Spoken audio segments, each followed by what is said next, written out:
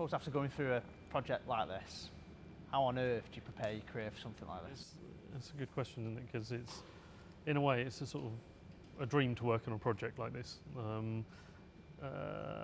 But I think, you know, from kind of hearing what we've all said, there's a few things that are really probably, you know, things that you can think about and do to kind of differentiate yourself, I think, but also to fit with these kind of roles and teams. I mean, I think sometimes kind of speaking to people that you kind of, sometimes people worry maybe about specialising, whether to specialise or be more generalist. As we kind of said with this project and this sort of project, when with kind of startup companies, when they're small teams, you do need a broader range of experience. So there's no problem in being generalist or broad, or even being that person who doesn't know what they do. So we've got quite a few of those. They don't know what they do, but they're massively valuable in achieving a project like this because they do a bit of everything. So, you know, that's not always a problem. Yes, absolutely, we also have specialists, and that's really critical. Of course, you know, you need those to be able to solve very, very detailed technical problems. But yeah, in a smaller team, that broad experience is really valuable. And then again, kind of this sort of motorsport mentality. I think, you know, when it comes to the crunch, you need to know that the guy standing next to you is going to be there all night with you, if you need to get the job done. And you know, in a way, that's the way we've worked. And it's, you know, you get the excitement with it as well, right? So yeah, and then I think. Sorry to interrupt you on that point. That's where passion comes into it.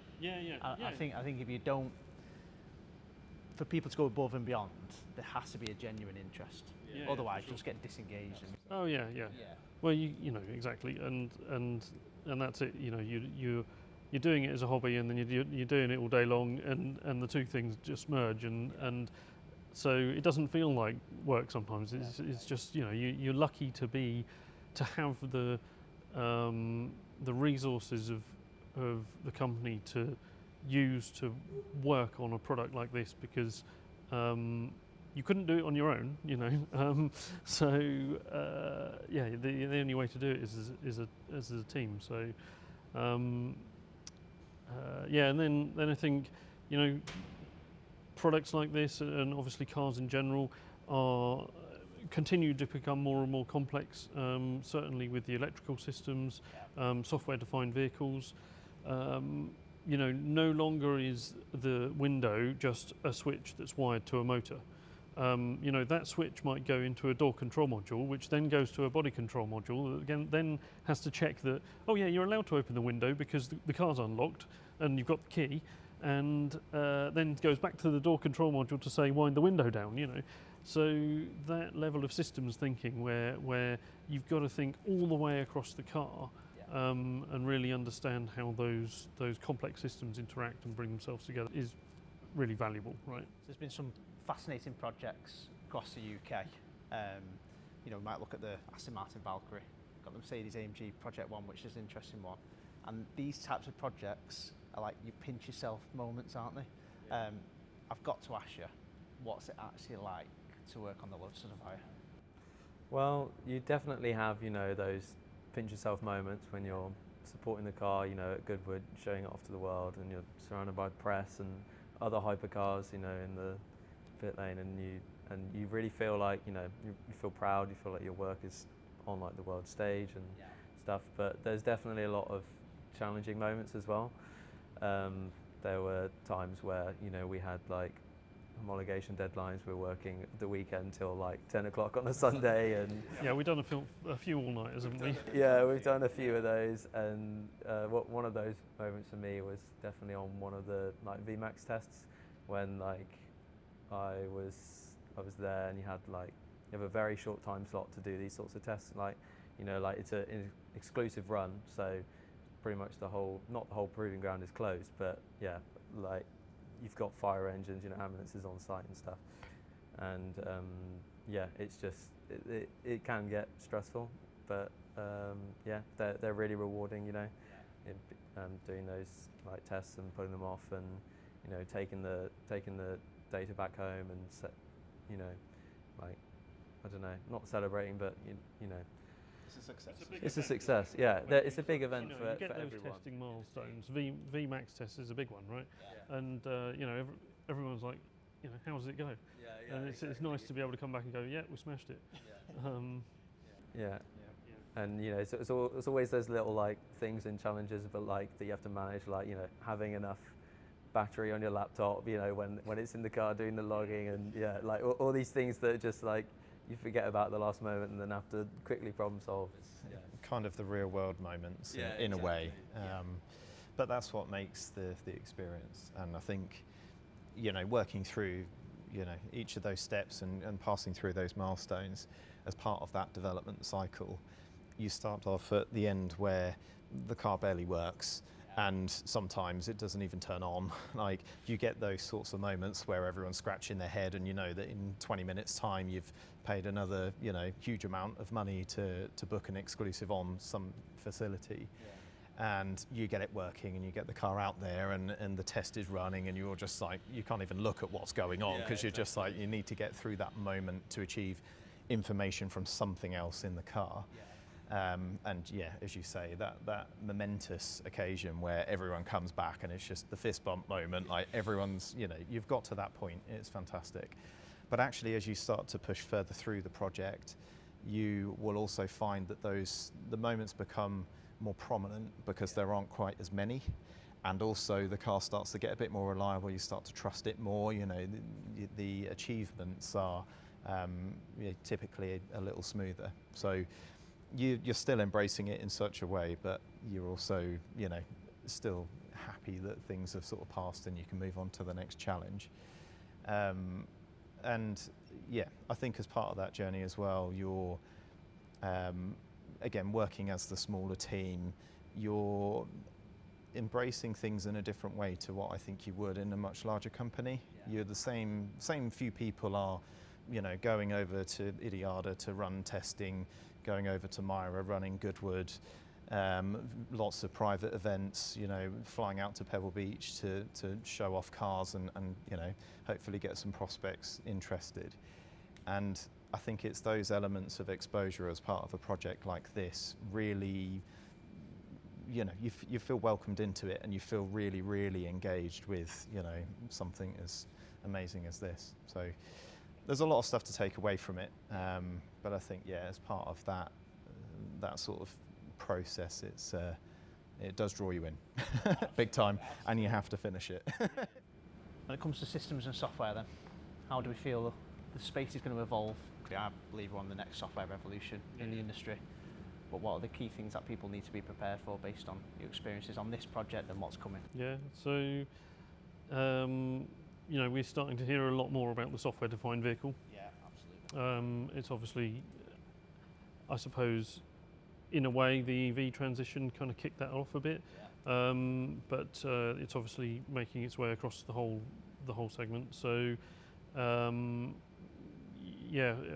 it's real, right? I mean, in a car like this, there are no mechanical linkages between your pedal, your foot, and the wheels, right? So, software is making the car do everything that it does, and so that will continue to grow. I think we obviously see AI as a big transformation within the whole software industry, and of course it plays its part in automotive as well. I think it can bring some big opportunities for efficiencies in sort of workflows and tool chain, and I'm sure it will probably bring an explosion in feature content as well, to be honest. Obviously for us and for control system engineering, at the core of it, Simulink continues to be our kind of key software development language.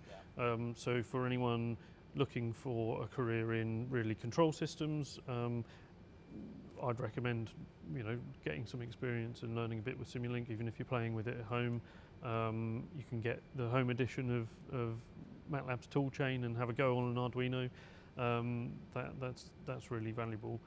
And then, it's also kind of interesting to see the industry kind of recognising that maybe where we were with mobile phones 10, 15 years ago on open source operating systems, transforming mobile phones and even the kind of a lot of the mobile device space.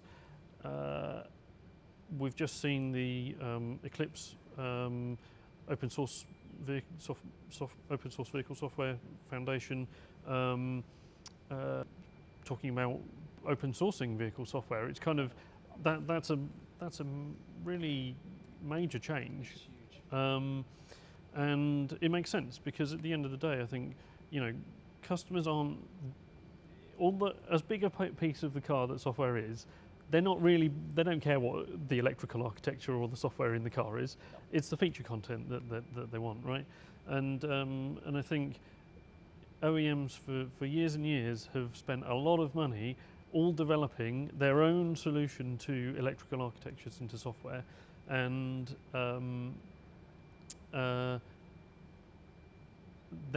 there is some big opportunity there for reducing some of that duplication of effort, and focusing really on that feature differentiation. So I think looking into some of those things for the future as well could be quite valuable. So what's next?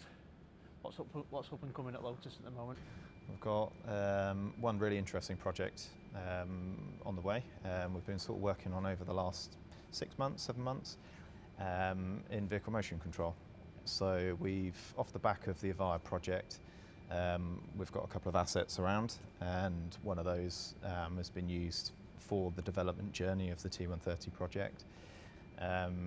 We sort of started talking about opportunities in-house and how we could utilise those assets going forward. And one of them was obviously to utilise the powertrain. Having a 4-motor independent axle setup is very unique, and obviously having that level of performance available as well is quite a big deal. So went through sort of a design phase, but essentially we've started applying our own approach with software on the car. That gives us a complete scope of adjustment and opportunity. So with what we're doing at the minute, we're focusing pretty heavily on the complete bookends of what torque vectoring gives us, especially for chassis control, stability conditions, things like that. Turns out you can go way beyond what you would feel is normal in terms of a dynamic scenario. It does have the ability to, in a corner, kind of take some of the steering feel away and things like that. So a lot of the learning as part of this project will get fed into sort of other applications and future internal and external projects. But some of those areas for us that we're really focused on is creating a control system that gives you the ability to provide character. So we can set up a configuration in a car to be purely rear-wheel drive, 2 independent motors for torque vectoring, nothing on the front, a virtual 3-motor arrangement, obviously 4-motor, could be 2-motor front-wheel drive, speed match front-wheel drive, so single motor arrangement like a conventional front-wheel drive car. And sort of working through this journey, we're looking at what opportunities there are to create a control system that is open to displaying what potentials there are. So, for us internally, we're sort of selling it back to the business to say, look, this is the capability we've got in-house, and these are the areas that we are skilled in and that we want to sort of display. But also, it also gives us the opportunity to get, journalists in the car and, other OEs that need that type of technical support. And display a configuration of a product that they're looking to develop. We can then use that as a bit of a benchmark product to sort of show what is capable. Maybe it's not the same spec as an Evija, but we can tone all of that down, changing masses and things like that as well if we really needed to go that far. And what's been interesting as part of that is we've got a number of different drivers in the company, and their approach to driving, their style is slightly different between them. They specialise in specific areas, but they're going to pick out very specific elements of a car. So when you would typically benchmark a car, you know, you would be paying attention to the steering feel, the brake feel, the body roll of the car and its ability to sort of deliver that performance that's been calibrated. We have a number of people within the business that look at, you know, we all sort of align on our approaches to the end goal, but actually as part of that development curve, we are talking about things and raising very different areas that we've paid attention to as part of the dynamics of a car. So something like torque vectoring and its ability to give you, you know, more torque delivered on the loaded wheels and less on the unloaded wheels to sort of maintain that yaw path. Some people will pick up the vehicle's ability to sort of turn in a bit more and actually give you a little more than what you're asking for because of the deviation of torque across the front axle. Whereas others might be looking at more the vehicle's ability to power slide and to control that moment and so forth. Yeah, so I mean, you know, Lotus have always provided engineering support for third-party clients. Yeah. Chapman did the same thing, and Lotus Engineering have had a huge amount of content in a lot of cars. You'd be surprised how much we've been involved in.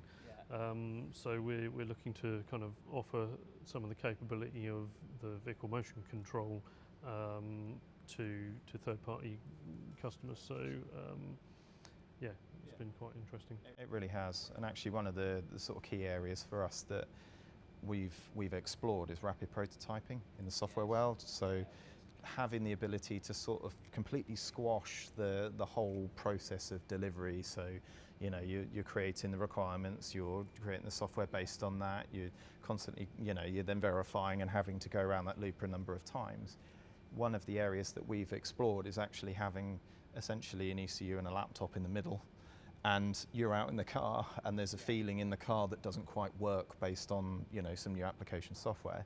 We can pull over into pit lane, you know, type a couple of numbers, even rebuild software, run that again and go back out and see the immediate improvements. And that cycle squashes from, you know, a 3 or 4 day cycle of your normal route of R&D down to 15 to 20 minutes.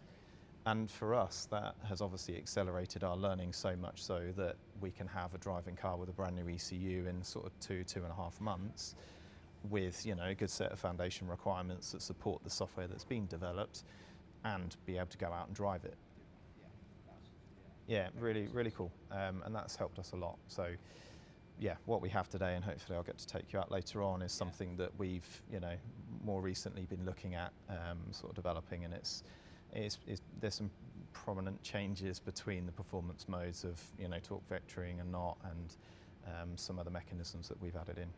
Well, one of the things that I've really enjoyed recently working on is like being more focused on the system design side, because like for the last, you know, 2-3 years I've just been kind of working on delivery and like bottom of the V and right side and validation, you know, running the DVP and everything. It's been really good now the project is over to kind of take all that learning, that lessons learned, into the next project and like start from not a new page, but, you know, like take that lessons in and do some more design. And it's been really good to, because I've moved from like the controls sub team to systems team, it's been really good to move further up the V and actually do some design work, see it, realise in the car, then go out and test it and validate it, and kind of see that like move from the bottom of the V to the other areas. It's been really, really nice, satisfying. So we look at what's up and coming in the wider industry. What's the predictions? Yeah, so there needs to be a lot of focus on battery technologies, sort of propulsion side, EDUs, and HV components efficiency, so for things like charging. And then obviously looking at the mechanical side, aero efficiencies, tyre drag, things like that. There's, you know, some concern around adoption of electric vehicles, and even if the industry sort of steps back more towards hybridization, efficiency is still key. You know, it still improves the distance you can drive before you have to charge the battery or fill the fuel tank. So yeah, lots of discussion around that, and you know, there are some OEs that are definitely putting a lot of focus on that. It's now something that we're definitely starting to look into a lot more as part of it. It's that optimisation piece across all levels, isn't it? Yeah. Which will then naturally improve the business case or personal case to purchasing an EV, especially if we're getting ranges of 500, 600 miles, and then you can charge within a rapid rate. It changes the game. It's getting good. But, I mean, I think, you know, we're also seeing more reality in terms of the transition to centralised architectures, electrical architectures. So sort of high performance compute in vehicles, moving away from this model of, well, we've got 100 ECUs all distributed around the vehicle to having 5, 6, 7 maybe major computing modules with all of the I/O. There's a lot of complexity around the operating system to achieve that. How do you modularly update software components, you know, and these sorts of things that is important to understand. And then, we talked a bit about AI. I'm sure is going to drive a transformation in many ways, and the open source sort of vehicle software is another really interesting one. Maybe sort of starting to see some modularity of software, being able to perhaps kind of buy a software function within your vehicle from someone else might be, you know, will be really interesting. So how do we bring an end to this special edition? I think not a better way than really identifying what's been your pinch yourself moments working on a project like this. Yeah, I mean they do come fairly often. When you've got a 2,000 horsepower car and you I mean, even just the first time you're out on the track, sitting in the car and, you know, you launch it, getting to experience that is definitely memorable. Taking the cars to Pebble Beach and showing them off there in California, you know, they really suit that environment. You can imagine driving them along the coast road. I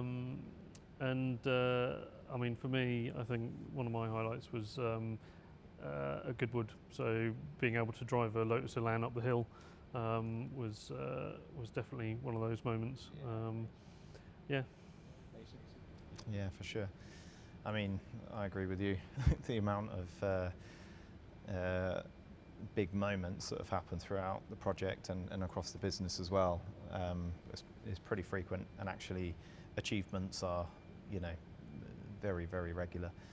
One of the elements for me that really has stayed in my mind is the first time I drove the dynamic car on track, and just getting a sense of complete connection to it. There was something about the sort of dynamics of the car, the chassis control, and also, other than some gearbox noise and a little bit of aero noise, there's nothing else. You are focused, there's no gear changes, anything like that. So I think for me, having that moment out on the Hethel circuit, is something that's going to stay with me forever, for sure.